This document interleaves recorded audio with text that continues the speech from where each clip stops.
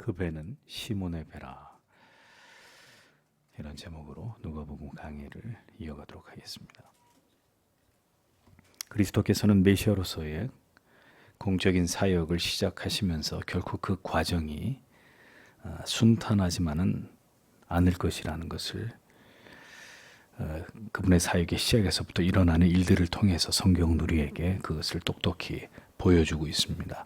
주님이 걸어가셔야 될 그 길이 꽃가루가 떨어지는 많은 사람들의 갈채가 쏟아지고 영광이 있는 그런 길이 결코 아니라는 것을 성경은 조심스럽게 우리에게 보여주고 있습니다. 나사렛 사람들의 거부와 그들의 무시와 극렬한 반대가 있었고 심지어 생명을 위협당하는 그런 일들까지 공생애를 시작하시는 주님은 처음부터 그런 일들을 겪기 시작하신 이런 내용들이 성경에 분명히 기록이 되어 있습니다. 이 땅에서 메시아의 사역이 극심한 고난과 어려움에 직면하게 되리라는 것을 성경이 그렇게 예고해 주고 있는 것이죠. 죄로 인한 이 타락한 세상은 하나님의 뜻을 펼쳐가기에 결코 여러분 만만한 것이 아닙니다. 예수 그리스도에게 있어서도 그랬고 그리스도의 뒤를 따르는 우리들에게 있어서도 마찬가지입니다. 무념무상으로 그저 육체의 안위와 평안만을 도모하면서 불신자와 다를 바 없는 그런 삶을 살아가는 것은 그다지 별반 어려움을 겪을 이유가 없는 그런 삶이죠. 그러나 우리를 하나님의 자녀로 부르신 그 거룩한 부르심의 그 목적과 사명을 위해서 좁은 길을 걸어가는 그리스도인의 삶은 절대로 평안과 안전과 번영과는 거리가 먼 이런 삶일 수밖에 없다는 것입니다. 필연적으로 고난이 따르고 핍박이 따르고 불이익을 당하는 이런 삶들이 이어지게 되어 있다는 것입니다. 어느 순간 우리가 믿는 복음과 진리 때문에 피할 수 없는 불이익을 당하고 박해를 감당해야 되는 때를 그리스도인은 이 땅에서 당할 수밖에 없는 것이다. 필연적으로 숙명적으로 그것이 그리스도인의 삶이라는 것입니다. 그러므로 그 모든 날들을 감당할 믿음을 우리는 하나님께 늘 구해야 되는 것이고 그 믿음으로 이 땅을 지나가는 동안에 우리에게 주어진 모든 날들을 감당해야 되는 것이고 그것을 통해서 하나님께 영광을 돌리는 하나님의 영광을 위해서 살아가는 것이 우리의 존재의 이유이고 목적이라는 것을 그리스도인은 절대로 잊어버리면 안 됩니다. 오늘도 분명히 말씀드리건대 우리가 왜 존재하는지의 그 이유와 목적을 망각하고 그렇게 살아가고 있는 자칭 그리스도인이라고 하는 자들이 허다하다는 것을 잊어서는 안 됩니다. 그들이 끝까지 믿음을 지킨다면 다행스러운 일이요. 환란이 닥쳤을 때 그들 대부분이 배도한다면 그것은 정말 불행한 일이 아닐 수 없는 것이 되겠죠. 예수 그리스도를 통해서 듣게 되는 말씀과 주께서 행하시는 표적과 이적을 본 자들은 두 가지 각각 상이한 반응을 보였습니다. 먼저 바리새인들과 서기관들은 불신앙적이었죠. 예수님의 말을 전혀 받아들이지 않았습니다. 극렬한 반대와 혐오의 반응을 보였고 나머지 군중들과 이제 주님을 따르게 될 제자들의 반응은 메시아의 말씀을 수용하고 믿음으로 그들이 믿음으로 그리스도가 하나님의 아들이라는 사실을 믿음으로 반응하는 이런 각각 다른 반응을 보여주고 있었습니다. 이제 주님께서 말씀을 전하시면서 제자들을 부르시는 장면이 오늘 본문 속에 기록이 되어 있습니다. 그러면 이제 이 말씀이 우리에게 주시는 깊은 깨달음과 그 은혜가 무엇인지를 우리는 오늘도 이 말씀을 통해서 간략하게 생각을 해보려고 합니다. 1절의 말씀을 다시 보십시오. 그런데 무리가 그에게 밀어대는 일이 하나님의 말씀을 듣는 중에 일어났다. 그리고 그는 게네사렛 호숫가에 서서 계셨다. 이렇게 기록이 되어 있습니다. 한글 성경에는 옹위하여 이렇게 되어 있어요. 옹위하여, 무리가 옹위하여. 그러니까 옹위하여라는 말은 헬라어로 에피케이스타이라는 단어인데 그에게 밀어대는 이런 뜻입니다. 그에게 밀어대는. 이 한 단어를 통해서 얼마나 많은 사람들이 예수님을 필요로 하면서 지금 그에게 몰려오고 있었는지를 단적으로 알 수 있는 거죠. 예수님을 막 이렇게 밀어젖힐 정도였으니까 얼마나 많은 인파가 그리스도께로 나오고 있었는지를 충분히 짐작할 수 있습니다. 그러니까 예수님이 많은 무리들 틈에서 이렇게 종종 떠밀리시는 이런 지경에까지 이르게 되셨다는 거죠. 그럼에도 불구하고 주께서는 게네사렛 호숫가에 서서 하나님의 말씀을, 성경이 분명히 하나님의 말씀을 전하고 계셨다, 이렇게 기록이 되어 있습니다. 그리스도께서 전하신 이 하나님의 말씀은, 복음은 이제껏 들어본 적이 없는, 이제껏 들어본 일이 없는, 제사장이나 바리새인들이나 서기관들에게서 결코 들은 바 없는 매우 권위 있고, 그리고 그 듣는 자들의 영혼을 꿰뚫는 이런 생명의 말씀이었습니다. 그리스도가 행하시는 이적이나 표적에 대해서 지대한 관심과 또 치유의 목적을 가지고 그 자리에 와 있었던 이런 군중이나 무리가 없는 것은 아니었지만, 주께서는 그렇게 몰려든 그 많은 사람들에게 분명히 하나님의 나라의 복음을 전파하고 계셨다는 거죠. 그러니까 여러분, 지난주도 말씀드렸습니다만, 말씀을 가르치시는 일, 하나님의 말씀, 천국의 복음을, 새 계명을, 새 언약을 선포하시는 일, 그것이 메시아에게 가장 중요한 사역의 핵심이었다는 것입니다. 병을 고치고 귀신을 내어 쫓는 게 주님의 사역의 핵심이 아니라, 새 언약을, 새로운 약속을, 새로운 생명의 길을 그들에게 가르치시는, 이것이 메시아에게 가장 중요한 핵심 사역이었다. 성령의 핵심 사역은 뭐죠?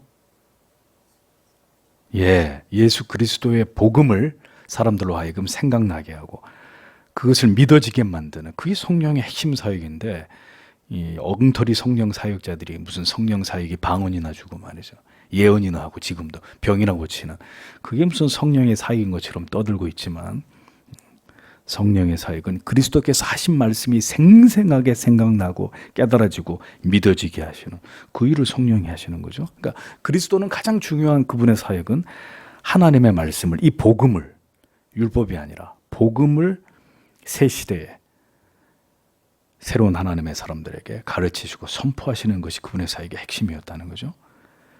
그러니까 여러분, 그럼 그리스도께서 그것이 메시아로서의 핵심 사역이었다면, 그리스도이니까 가장 중요한 게 뭐겠어요? 하나님의 말씀을 배우는 일이죠. 하나님의 말씀, 성경의 진리를 깨닫는 것, 이 신앙의 핵심입니다. 핵심입니다. 오늘도 하나님의 말씀을 배우고 익히고, 교리를 배우고 익히고 적용하고, 이게 우리의 신앙의 핵심입니다. 그럼에도 말씀을 묵상하거나 말씀을 잘 듣거나 그 말씀을 마음에 새기면서 기도하는 일을 게을리하거나 그것을 잊는다면, 그런 삶에서 주를 향한, 영생을 향한 견고한 믿음이 배양되는 것을 기대하는 것은 심히 어려운 일이다. 왜 수십 년 동안 예수를 믿어도 그 믿음이 자라지 않느냐, 구원의 확신이 긴가민가하느냐, 바로 이것입니다. 하나님 말씀을 정밀하게 배우고 깨닫고 공부하고 그 말씀을 암기하고 가슴에 새기고 그 말씀 안에서 인생의 해답을 찾으려고 하는 이런 진지한 노력들이 결여되어 있는 그리스도인들이 지금도 교회 안에 부지기수이기 때문에 그들의 삶에는 아무런 변화가, 혹은 그 변화의 속도가 매우 더딜 수밖에 없다는 거죠. 말씀 제쳐두고 현세 기복 더 얘기하지 않겠습니다.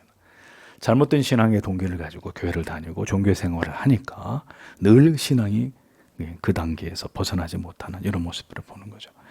자, 예수 그리스도는 지금 게네사렛 호숫가에 어떻게 계셨습니까? 서 계셨습니다. 많은 사람들이 예수님을 밀치기까지 하는 상황에서 주님은 호숫가에 서 계셔야만 했습니다. 그런데 그곳에 주님이 서 계신 것에는 또 다른 이유가 있었습니다. 그분은 이유 없이 그곳에, 그 자리에 서 계셨던 것이 아니었다는 거죠. 2절을 보겠습니다. 그리고 그가 호숫가에 정박해 있는 두 배를 주시하셨다. 그런데 어부들은 그것들로부터 내려서 그물들을 씻고 있었다, 이렇게 적고 있습니다. 자, 호숫가에 사람들에게 떠밀리다시피 해서 서 계셨던 주님의 시야에 들어온 것이 있었습니다. 무엇이었습니까? 호숫가에 정박해 있는 배 두 척이었습니다. 주님의 관점에서 보셨을 때 그 배에는 어부들이 배에서 내려서 그물을 씻고 있는 장면이 목격되고 있었습니다. 예수님께서는 하나님의 말씀을 전하고 계셨고, 예수님을 밀칠 만큼 주님과 근접한 거리에 많은 사람들이 지금 예수님께 다가와서 그 말씀을, 그분의 말씀에 귀를 기울이고 있었습니다. 그런데 다음 순간 예수님은 두 배를, 그 호숫가에, 갈릴리 호숫가에 정박해 있는 두 배를 바라보고 계셨고, 이어 그 배에서 내려서 그물을 씻고 있는 어부들을 그분이 주목하고 계셨다는 거예요. 자, 오늘 본문에 서서라는 다음의 동사가 뭡니까? 서서, 그 다음에 예수님의 행동을 보여주는 그 다음 두 번째 동사가 뭐죠? 보신입니다. 보신이. 자, 이제 성경을 이렇게 제가 설교하면서 말씀을 보시는 훈련을 이제 하는 겁니다. 성경을 어떻게 봐야 하는지. 첫 번째 예수 그리스도가 주어인데 그 동사는 서서였고, 두 번째는 보신이었습니다. 둘 다 주어가 예수 그리스도입니다. 보신이라고 번역된 에이덴이라는 헬라 말은 그가 주시하셨다, 이런 뜻입니다. 그러니까 여기저기 이렇게 둘러보다가 이렇게 눈에 들어온 게 아니라 처음부터 거기를 딱 정해놓고 주님이 이렇게 쳐다보고 계셨다는 거죠. 목적을 가지고, 의도를 가지고 주목하고 주시하고 있었다. 그러니까 마치 그곳에 그 배가 있다는 것을 처음부터 알고 계셨던 것처럼, 그 배에서 내려서 누군가가 그물을 씻고 있을 것이라는 것을 처음부터 그분이 알고 계셨던 것처럼 딱 그것을 쳐다보고 계셨다, 응시하고 계셨다는 거예요. 그분이 그곳에 서 계셨고 그분이 보고 계셨습니다. 그러니까 분명한 의도와 목적을 가지고 주님께서는 지금 호숫가에 서 계셨고, 그리고 이어 한 장면을, 그리고 사람들을 응시하고 계셨다라는 결론이 됩니다. 그러니까 서서, 그 다음에 보시니, 성경은 그래서 이런 동사들을 분명하게 기록을 해서 이것이 우연히 일어난 사건이 아니라는 것을 정확히 밝히고 있는 거죠. 주님께서 의도적으로 거기에 서 계셨고, 그 다음에 그분이 분명한 목적한 바에 의해서 어떤 곳을 지금 뚫어져라 보고 계셨다는 거죠. 이 두 동사에서 분명한 메시아의 목적이 담겨 있다는 것을 성경에 강조하고 있는 것입니다. 그러니까 이유가 있어서 그곳에 서 계신 것이고, 분명한 이유가 있어서 어떤 곳을, 어떤 사람들을 그분이 바라보고 계셨다는 거예요. 이유가 있어서 여러분의 인생을 그분이 멈추어 세우시는 겁니다. 지금 이유가 있어서 그분이 여러분 곁에 서 계시는 것입니다. 그리고 지금도 그분이 여러분들에게 말씀하고 계시는 것입니다. 분명한 이유가 있어서 그분이 지금 당신을 바라보고 계시는 것입니다. 지금 여러분들의 삶을, 여러분들의 영혼을, 여러분들의 마음을, 지금 여러분들이 살아가고 있는 그 삶의 내용을 그분이 들여다보고 계신다, 지켜보고 계신다. 그분이 나를 뚫어져라 응시하고 계신다 라는 사실을 잊어서는 안 됩니다. 서 계시고 바라보고 계시는 그리스도이십니다. 주님께서는 자기의 사랑하시는 자녀들에게 이렇듯 지대한 관심을 가지고 그를 지켜보고 계시는 분이시라는 거죠. 주님께서 우리를 모르실 것이라고 생각하십니까? 우리가 어디서 뭘 하는지, 우리가 어떻게 살고 있는지, 우리의 생각과 마음속에 무엇이 있는지 그분이 전혀 모르실 것이라고 생각하십니까? 우리 인생에서 일어나고 있는 일들을 그분께서 모르신다고 생각하고 계시는 건 아니시겠죠. 오늘도 우리 곁에 서 계시고, 우리가 수고롭게 그물을 씻는 것을, 힘겨운 인생이 그 수레바퀴를, 인생의 수레바퀴를, 고통의 수레바퀴를 굴려가고 있는 것을 주님은 지켜보고 계시는 분이시다 라는 것입니다. 그물을 씻고 있었던 자들이 누굽니까? 여기 누가복음에는 뒤에 나옵니다만, 베드로, 야고보, 안드레, 요한, 이 네 사람이 지금 배에서 내려서 그물을 씻고 있었다. 즉 주님께서는 그날 그곳에, 다시 얘기합니다만, 우연히 서 계신 것이 아니라, 그곳에서 말씀을 전하신 것이 우발적인 것이 아니라, 어딘가를 무심코 보았는데 그곳에 배 두 척이 있고 그물을 싣는 어부들이 눈에 그냥 자연스럽게 들어온 것이 아니라, 주님은 그날 의도적으로 그렇게 사람들이 붐비는 중이었지만 주님께서는 게네사렛 호수의 가장 가장자리에 서 계셨던 것이고, 그곳에서 두 배를 보고자 하시는 것이고, 그 얕은 바닷가에서 그물을 씻고 있는 자들이 그곳에 있을 것이라는 것을 아시고 의도적으로 그들을 응시하고 계셨다라는 겁니다. 이게 성경이 말씀하려고 하는 바입니다. 그러니까 그분의 행위에는 우연이라는 게 없어요.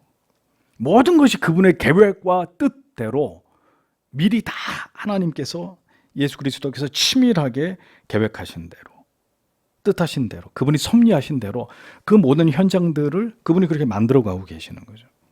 우연이 아니라는 말입니다. 그리스도의 행보에는 우연이 없습니다. 그분은 절대로 잊어버리지 마십시오. 우리의 인생을 우연 속으로 이끌어가는 분이 아니십니다. 우리가 생각할 때는 우연처럼 보일 수 있습니다. 우리는 전능자도 아니고 우리는 아무것도 아니기 때문에 우리가 느낄 때는 우연이라고 여길지 모르지만 그것은 우리의 생각, 어리석은 우리의 생각이고, 모든 것은 하나님의 섭리와 계획과 뜻 가운데 이루어지고 있는 일들입니다. 그렇게 주께서 찾아오셔서 우리 앞에 서시는 것입니다. 우리 인생 속에 어느 날 개입하셔서 우리 안에서, 내 안에서 하고자 하시는 그 일을 시작하시는 것입니다. 우리 허락도 없이 그분이 마음대로, 그걸 뭐라고 하죠? 불가항력적인 은혜다. 우리의 동의제창 따위는 필요 없는 것입니다. 그분이 자기의 백성들의 인생 속에 어느 날 찾아오셔서 우리 안에서 그분이 이루려고 하시는 뜻을 이루어 가기 시작하시는 그것이 구원입니다.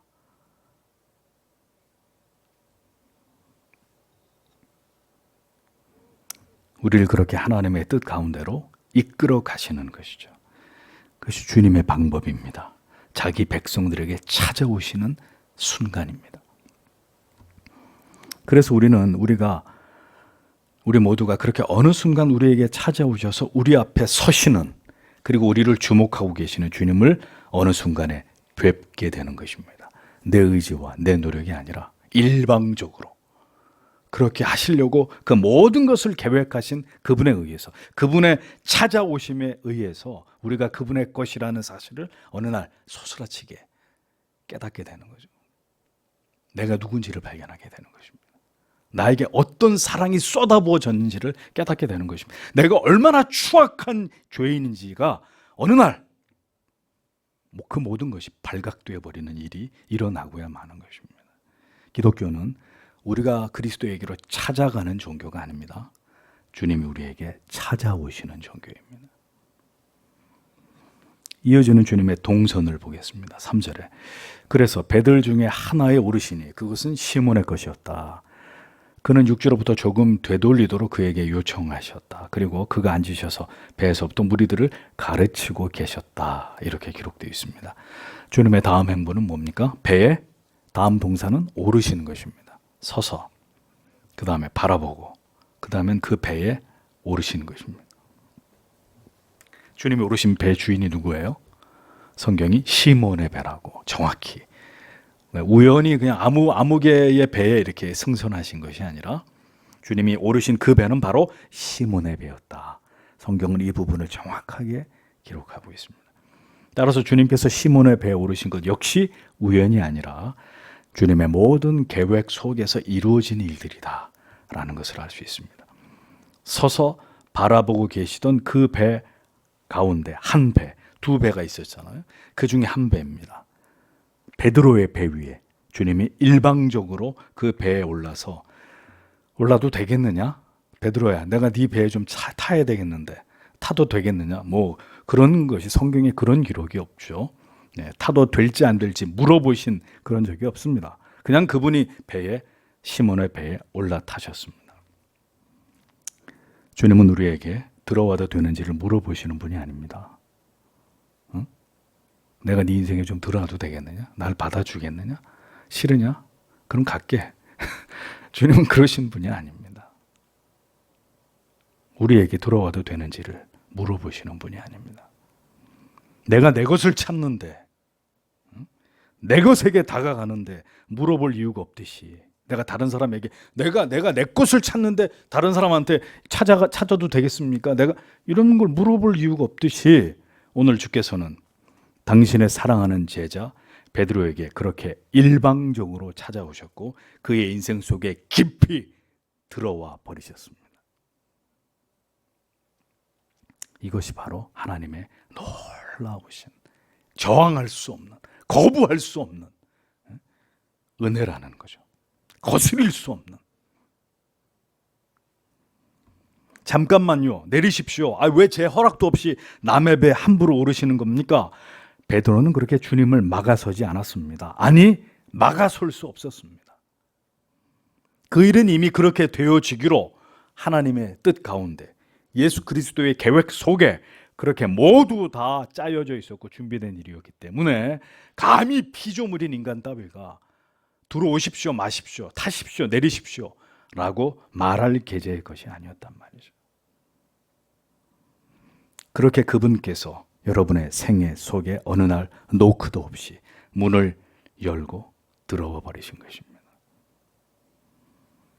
나의 목자가 되어 주시고 영원하신 나의 구주가 되어 주시기로 하시고 내 인생의 주인이 되어 주신 것입니다. 우리의 동의나 허락도 없이, 필요 없이 우리의 주인께서 우리에게 그렇게 자신의 주인 되심을, 그 소유권을 우리에게서 그분이 행사하기 시작하신 것입니다. 이것이 저와 여러분들의 인생을 통틀어서 우리가 받은 최고의 축복이란 말이죠. 그분에 의해서 우리가 선택이 됐고 때가 돼서 그분이 우리 속에 찾아오셔서 믿음을 갖게 하시고 그 예수 그리스도가 나의 구주 되심을 믿어지게 만들어버린, 이것이 우리 인생에서 일어난 가장 위대한 사건이란 말이에요. 그 결과가 뭡니까? 우리가 하나님의 자녀가 됐단 말이죠. 하나님의 자녀가 됐다.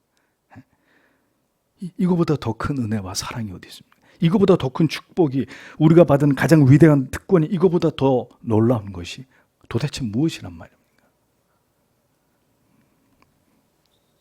여러분, 왜 하나님께 설득을 요청하십니까? 설득을 당해야만 믿으실 것입니까? 천만에요. 믿음은 그런 것이 아닙니다. 그렇게 우리 안에 만들어지는 것이 아닙니다. 주께서 일방적으로 내 안에 찾아오심으로 거스릴 수도 부인할 수도 의심할 수도 없이 예수 그리스도의 구주 되심을 내가 믿고 확신하게 되어버린, 그래서 그분을 위해서 내 목숨까지도 내어놓을 수밖에 없는, 내 안에서 어떤 그런 놀라운 변화가 일어나 버리는 것이 구원이에요. 예수를 믿는다는 그 말의 의미예요. 내가 믿기 위해서 어떤 노력을 하고 어떤 목표에 치열하게 도달하기 위해서 우리가 애를 썼던 것이 아니지 않습니까? 모든 것은 하나님께서 계획해 놓으신 그 높으신 그 위대하신 뜻대로 하나님이 정하신 때에 하나님의 정하신 방법을 통해서 되어진 것일 뿐입니다.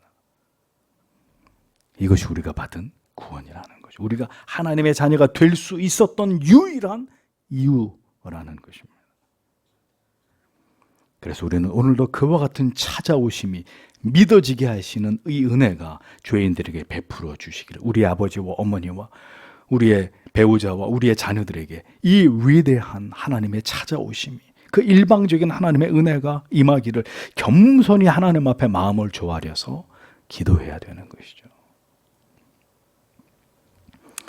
배에 오르신 주님이 베드로에게 말씀하십니다. 육지에서 배를 조금 띄워라. 육지에서 배를 조금 띄워 놓기를 요청하셨습니다. 많은 사람들이 운집해서 예수님조차 용신할 수 없는 이런 상황에서 무태서보다는 배에 오르셔서 무리들과 약간 거리를 두신 이후에 바다에서 육식적으로 해풍을 등에 업으시고 그렇게 말씀하시는 것이 훨씬 집중도에 있어서나 전달력에 있어서 굉장히 효율적이라는 것을 하나님의 아들은 알고 계셨던 거죠. 그래서 주님은 시몬의 배를 설교 단상으로 삼아서 무태서 조금 배를 띄우고 난 다음에 가장 최적의 효과를 발휘하는 가운데 계속해서 그들에게 천국의 복음을 전하고 계셨다는 겁니다. 여러분 잘 보세요. 누구의 배죠? 시몬의 배예요. 근데 그 시몬의 배에 대해서 성경이 뭐라고 얘기하느냐? 밤새도록 고기를 잡고자 했는데 고기를 잡지 못한 상태였다는 거죠. 그러니까 그 배는 지금 빈 배라는 얘기죠. 예. 빈 배였다. 빈 배로 귀향을 한 시몬 베드로의 배였단 말이죠. 근데 한번 우리가 가정을 해볼까요? 만약에 밤새도록 고기를 잡아가지고 그 배 위에 고기가 가득 차 있었다면 어떻게 됐을까요? 주님이 시몬의 배 위에 오르실 수 있었을까요? 없었을까요?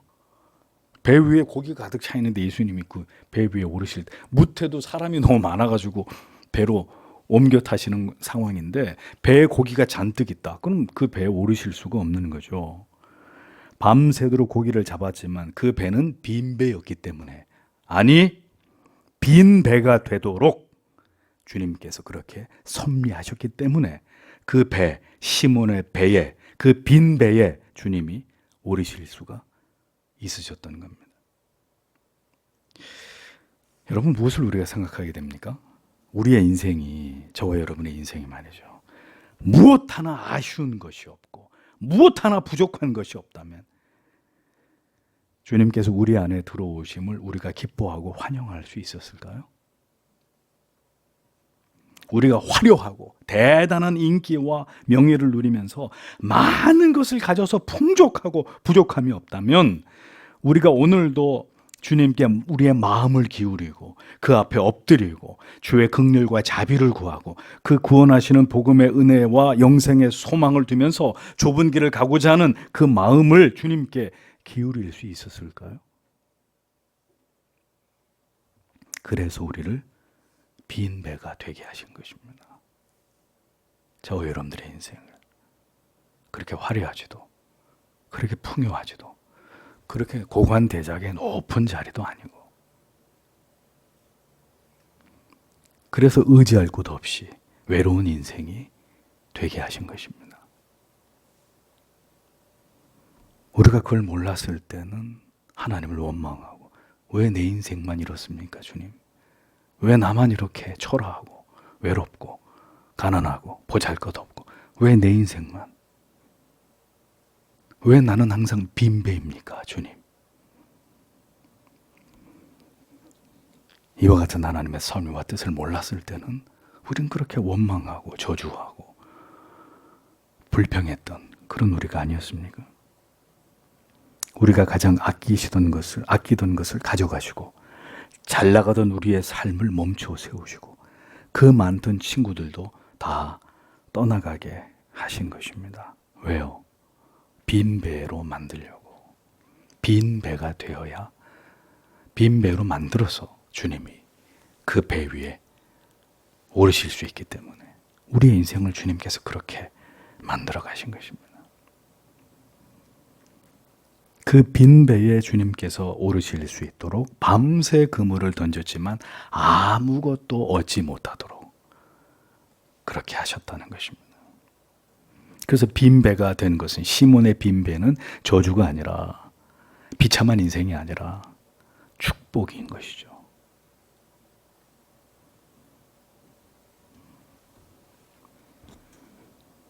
주님께서는 그렇게 시몬의 빈 배에 올라서 계속해서 무리들에게 하나님의 말씀을 전파하셨습니다.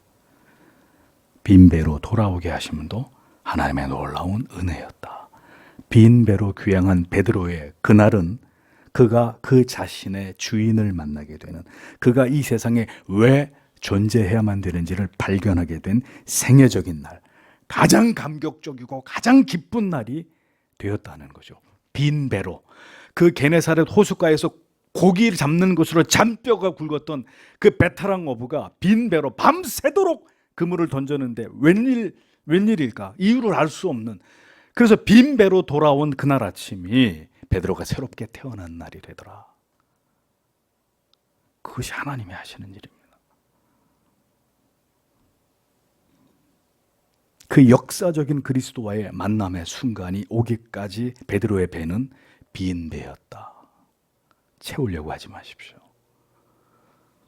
주님이 채워지기 전까지 다른 것들이 채워지면 빈 배가 되어야 합니다. 다른 걸 먼저 채우려고 하는 어리석음에 빠질 필요가 없는 거죠. 배가 비워져야 될 것 같으면 비워져야 되는 거죠. 여러분. 다 포기돼야 됩니다. 다 내려놔야 합니다. 그래야 그리스도가 여러분들에게 가장 위대한 구원자가 되시는 것입니다.